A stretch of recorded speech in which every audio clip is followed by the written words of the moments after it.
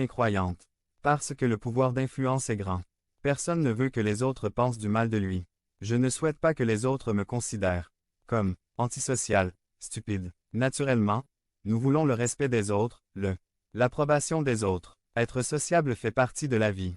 Mais le danger demeure que nous mettions en péril nos croyances et nos convictions. Laisse-moi te donner un exemple.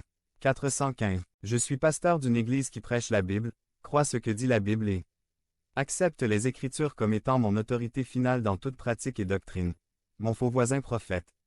Disons qu'arrive un nouveau voisin qui est pasteur d'une église dont la doctrine n'est pas saine, n'est pas biblique, et est même fausse, conduisant les gens à la perdition. Si cet homme avait besoin d'aide pour quelque chose, je la lui donnerais sans hésitation. Si j'avais besoin de prêter un outil, je le prêterais, si j'avais besoin d'un prêt, je le ferais jusqu'à ce que ce soit en mon pouvoir, si j'avais besoin d'aller à l'hôpital, je le prendrais. Mais s'il m'invitait chez lui pour une tasse de café, je devrais dire merci mais non, parce que le processus de son influence commencerait là. Premièrement, je vais l'aimer, parce qu'il est gentil, bienveillant, sincère et normal. À bien des égards, que se passe-t-il lorsque j'aime l'incroyant? Je commence à le voir humainement et non à la lumière des Écritures et de leurs avertissements. Parce que je l'aime bien, je vais commencer à le tolérer un peu. Leurs faux enseignements et leurs pratiques mondaines seraient évitées, non mentionnées, ignorées et complètement ignorées. Le problème de la tolérance, c'est qu'elle mène à l'acceptation. Autrefois tolérées, elles sont désormais acceptées comme si elles n'avaient aucune conséquence.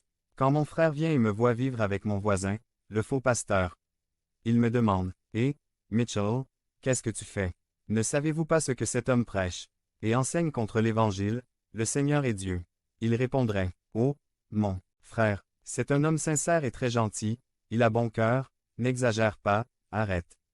Tes drames, c'est un homme bon. Maintenant, non seulement je tolère leur incrédulité, non seulement j'accepte leur incrédulité, mais maintenant, je me retrouve à défendre leur incrédulité. C'est le processus. C'est pour cette raison que Dieu nous met en garde contre la création de jougs inégaux. 1 Corinthiens 15, 33 Ne vous trompez pas.